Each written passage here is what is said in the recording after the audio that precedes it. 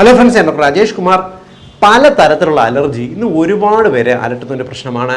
ചെറിയ തുമ്മൽ, മൂക്കൊലിപ്പ്, ജലദോഷം തുടങ്ങി കണ്ണ് ചൊറിച്ചിൽ തുടങ്ങി നമ്മുടെ ചെവി ചൊറിച്ചിൽ, തൊണ്ടയ്ക്ക് വരുന്ന ഇറിറ്റേഷൻ, ഇടവിട്ട് വരുന്ന നമുക്ക് തൊണ്ട വേദന, ബുദ്ധിമുട്ടുകൾ, വിട്ടുമാറാതെ വരുന്ന വരണ്ട ചുമ, ചുമച്ച് കുറച്ച് കഴിയുമ്പോൾ ഉണ്ടാകുന്ന ശ്വാസം മുട്ടൽ, ഇതെല്ലാം നമ്മുടെ ശ്വാസകോശത്തിനെ അലട്ടുന്ന അലർജിയാണെന്നുണ്ടെങ്കിൽ നമ്മുടെ സ്കിന്നിനെ അലട്ടുന്ന അലർജി നമുക്കിപ്പോൾ വരുന്ന ചൊറിഞ്ഞ് തടിച്ച് വരുന്ന ആർട്ടിക്കേറിയ പോലുള്ള കണ്ടീഷൻസ്, ഡ്രൈ സ്കിന്ന്, തലയിൽ വരുന്ന ചൊറിച്ചിൽ, ചൊറിഞ്ഞിട്ട് സ്കിന്ന് പൊളിഞ്ഞിളകി വരുന്ന കണ്ടീഷൻ, ശരീരത്തിൻ്റെ പല ഭാഗത്തും വരുന്ന ചൊറിച്ചിൽ, ചെറിയ കുരുക്കൾ പോലെ വരുന്നു, തൊലി പൊളിഞ്ഞിളകുന്നു, അവിടെ സെക്കൻഡറി ഇൻഫെക്ഷൻസ് വരുന്നു. ഇങ്ങനെ ആ പ്രശ്നങ്ങൾ അനുഭവപ്പെടാം. ചിലർക്ക് വയറിനകത്തായിരിക്കും അലർജി. എന്തെങ്കിലും ഭക്ഷണം കഴിച്ചു കഴിഞ്ഞാൽ അപ്പോൾ തന്നെ വയറിനകത്ത് ഭയങ്കര ഉരുണ്ട് മറിയൽ, ബുദ്ധിമുട്ട്, ഛർദ്ദിക്കാൻ വരുന്നു, ഓർക്കാനും വയറ് പെരുക്കം വരുന്നു. എന്തെങ്കിലും ഫുഡ് കഴിച്ചാൽ അപ്പോൾ തന്നെ ലൂസ് മോഷൻ ഉണ്ടാകുന്ന ഒരു ടെൻഡൻസി ഉണ്ടാകുന്നു. ഇങ്ങനെ നമ്മുടെ ശരീരത്തിൽ പലതരത്തിൽ അലർജി പ്രസൻറ്റ് ചെയ്യപ്പെട്ടു എന്ന് വരാം. ഈ അലർജി പ്രശ്നമുള്ളവർ ഏറ്റവും കൂടുതൽ അലട്ടുന്നത് എന്ത് തരത്തിലുള്ള അലർജി കൊണ്ടാണ് ഇത് വരുന്നത് എന്നുള്ളത് അറിയാനും പറ്റുന്നില്ല. പലപ്പോഴും ഡോക്ടർമാർ രക്തപരിശോധന ചെയ്യുന്ന സമയത്ത് IgE നോക്കുന്ന സമയത്ത് വളരെയധികം ഉയർന്നു നിൽക്കുന്നത് കാണാറുണ്ട്. ഈ IgE കൂടി നിന്ന് കഴിഞ്ഞാൽ നമ്മൾ എന്തൊക്കെ കാര്യങ്ങൾ ശ്രദ്ധിക്കണം? ഇത് കൂടി നിന്നാൽ എനിക്ക് ശ്വാസമുട്ടൽ ഉണ്ടാകുമോ, അല്ലെങ്കിൽ ഗുരുതരമായിട്ടുള്ള എന്തെങ്കിലും രോഗങ്ങൾ പിടിപെടാൻ സാധ്യതയുണ്ടോ എന്ന് പലരും ചോദിക്കാറുണ്ട്. അതുകൊണ്ട് എന്താണ് ഈ IgE ടെസ്റ്റ് എന്ന് നമ്മളിപ്പോൾ അലർജി കൂടി നിന്ന് കഴിഞ്ഞാൽ ശ്രദ്ധിക്കേണ്ട കാര്യങ്ങൾ എന്തെല്ലാം എന്നും വിശദീകരിക്കാം. IgE ടെസ്റ്റ് എന്ന് പറയുന്നത് ഇമ്മ്യൂണോഗ്ലോബുലിൻ E എന്ന് വിളിക്കുന്ന ഒരു ടെസ്റ്റാണ്. ഇത് പണ്ട് നമ്മൾ രക്തപരിശോധനയിൽ ഈസ്നോഫിൽസ് കൂടി നിൽക്കുക എന്ന് പറയത്തില്ലേ? ഈസ്നോഫിൽസ് കൂടി നിൽക്കുക എന്ന് പറഞ്ഞാൽ നമ്മുടെ രക്തത്തിലുള്ള വെളുത്ത രക്താണുക്കളിൽ ഈ ഈസ്നോഫിൽസിന്റെ അളവ് കൂടി നിൽക്കുന്ന ഒരു അവസ്ഥയാണ് നമ്മൾ പറയുന്നത്. ഈസ്നോഫീലിയ എന്നെല്ലാം പറയാറുണ്ട്. അതേപോലെ തന്നെ രക്തത്തിൽ നമ്മളിപ്പോൾ IgE ഇമ്മ്യൂണോഗ്ലോബുലിൻ E ടെസ്റ്റ് ചെയ്യുന്ന സമയത്ത് അത് കൂടി നിൽക്കുകയാണെങ്കിൽ നിങ്ങളുടെ ശരീരത്തിലേക്ക് ഏതെങ്കിലും തരത്തിലുള്ള ഒരു അലർജൻസ് വരുന്നുണ്ടെന്നും അതിനോട് ശരീരം ശക്തമായിട്ട് റിയാക്ട് ചെയ്യുന്നുണ്ടെന്നും പറയാറുണ്ട്. പലപ്പോഴും നമ്മളിപ്പോൾ പ്രത്യേകിച്ച് രോഗലക്ഷണമൊന്നും ഇല്ലാതെ നമ്മൾ വേറെ ഏതെങ്കിലും ടെസ്റ്റിൻ്റെ കൂട്ടത്തിൽ ആൾക്കാർക്ക് IgE ടെസ്റ്റ് ചെയ്യുന്നു. നോക്കുമ്പോൾ IgE 1000-ന് മുകളിലോ 2000 ഒക്കെ നിൽക്കുന്നു. IgE 2000 നിൽക്കുന്നു, പക്ഷേ അവർ പറയും എനിക്ക് പ്രത്യേകിച്ച് ഒരു അലർജി ഇല്ലല്ലോ ഡോക്ടർ എന്ന് പറയാറുണ്ട്. അലർജി നമുക്ക് രക്തത്തിൽ കൂടി നിൽക്കുന്നത് ചിലപ്പോൾ ലക്ഷണങ്ങൾ ഇല്ലാതെയും വരാറുണ്ട്. മറ്റേതെങ്കിലും ഒരു രോഗം വരുന്ന സമയത്തായിരിക്കും ഈ അലർജിയുടെ റിയാക്ഷൻ ഭയങ്കരമായിട്ട് കാണിക്കുന്നത്. ഉദാഹരണത്തിന് നിങ്ങൾക്ക് പ്രത്യേകിച്ച് തുമ്മലോ ജലദോഷമോ ഒന്നുമില്ല, പക്ഷേ നിങ്ങൾക്ക് IgE കൂടുതലാണ്. നിങ്ങൾക്ക് ഈ ഇപ്പോഴത്തെ സീസണിലുള്ള ഒരു ചുമ, ഇപ്പോൾ കോവിഡ് പിടിപെട്ടിട്ട് നിങ്ങൾക്ക് പനിയെല്ലാം മാറി, പക്ഷെ ചുമയൊട്ട് വിട്ടുമാറുന്നേയില്ല.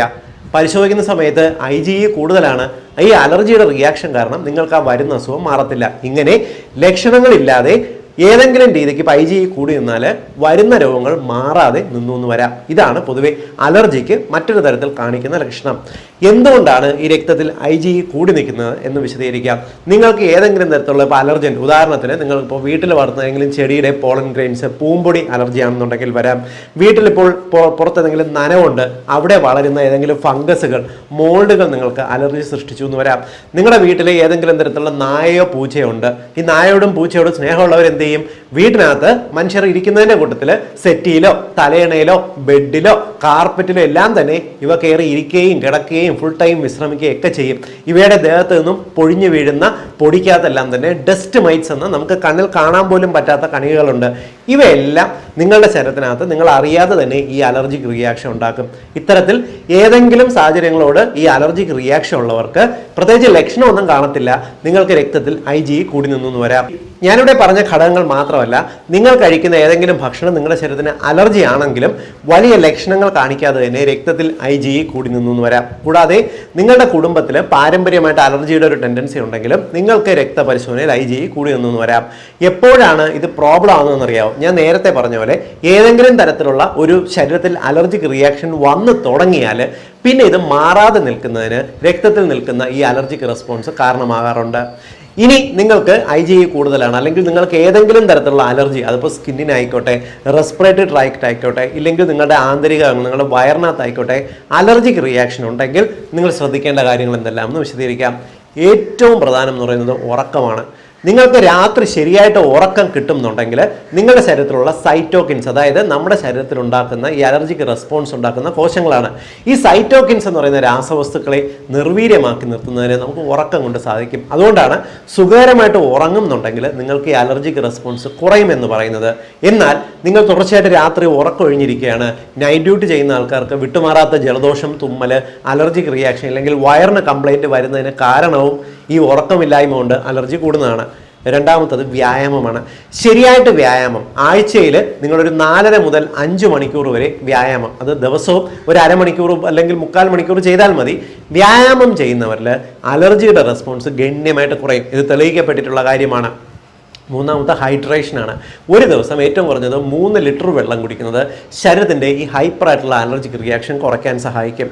ഇനി നിങ്ങൾക്ക് IgE കൂടുതലാണെന്നുണ്ടെങ്കിൽ നിങ്ങൾക്ക് ഏതെങ്കിലും തരത്തിലുള്ള അലർജൻ്റെ എക്സ്പോഷർ നിങ്ങൾക്ക് ഉണ്ടാകുന്നുണ്ടോ എന്ന് പരിശോധിക്കും. ഉദാഹരണത്തിന് വീട്ടിലെ പൊടിയുടെ ഘടകങ്ങൾ കൂടുതലാണോ, വീട്ടിനകത്ത് വളർത്തു മൃഗങ്ങൾ കയറി ഇറങ്ങുന്നുണ്ടോ, ഇല്ലെങ്കിൽ നിങ്ങളുടെ പാരമ്പര്യത്തിൽ അച്ഛൻ്റെ അമ്മയുടെ കുടുംബത്തിൽ ഏതെങ്കിലും തരത്തിലുള്ള അലർജിക് റിയാക്ഷൻ റെസ്പോൺസസ് ഉണ്ടോ എന്ന് പരിശോധിക്കുക.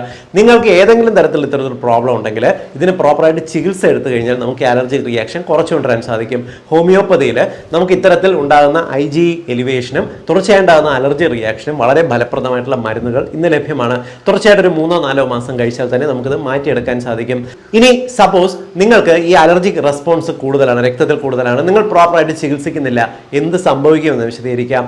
പലപ്പോഴും നമുക്ക് ഇത്തരത്തിലുള്ള കണ്ടീഷൻ കൂടി നമ്മുടെ ശരീരത്തിന് ഇതിനെ നിയന്ത്രിക്കാൻ പറ്റാത്ത തരത്തിലേക്ക് ഇത് കൂടി വന്നൊന്നുമില്ല. ഉദാഹരണത്തിന് നിങ്ങൾക്ക് വിട്ടുമാറാത്ത ശ്വാസമുട്ടൽ, ആസ്മ രോഗമുണ്ട്, അത് ഇത്തരത്തിൽ ചെറിയ തോതിലുള്ള അലർജിക് റിയാക്ഷൻ ക്രമേണ കൂടി നിങ്ങൾക്ക് മാറാത്ത ഒരു അവസ്ഥയിലേക്ക് എത്തുന്നതാണ്. ഇത്തരം കണ്ടീഷനിലൊക്കെയാണ് ഒരു തവണ ഇപ്പോൾ ഇൻഹേലേഴ്സ് ഉപയോഗിച്ച് തുടങ്ങിയാൽ ജീവിതകാലം മരുന്നിനെ ആശ്രയിച്ച് ജീവിക്കേണ്ടി വരുന്നത്. അത് ശ്വാസമുട്ടലായിക്കോട്ടെ, സ്കിന്നിന് വരുന്ന ചൊറിച്ചിൽ റിയാക്ഷൻ ആയിക്കോട്ടെ, വിട്ടുമാറാത്ത തുമ്മലും ഇറിറ്റേഷനും, അപ്പർ റെസ്പിറേറ്ററി പ്രോബ്ലം ആയിക്കോട്ടെ, വയറിന് വരുന്ന പ്രോബ്ലം ആയിക്കോട്ടെ, ഇതെല്ലാം പല തരത്തിലുള്ള അലർജിക് റിയാക്ഷൻ റെസ്പോൺസസിന്റെ ഭാഗമാണ്.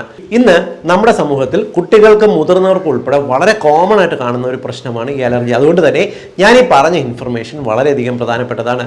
എല്ലാ സുഹൃത്തുക്കളുടെയും അറിവിലേക്കായിട്ട് ഷെയർ ചെയ്യുക. വീണ്ടും മറ്റൊരവസരത്തിൽ മറ്റൊരു വിഷയമായി കണ്ടുമുട്ടാം. ബൈ.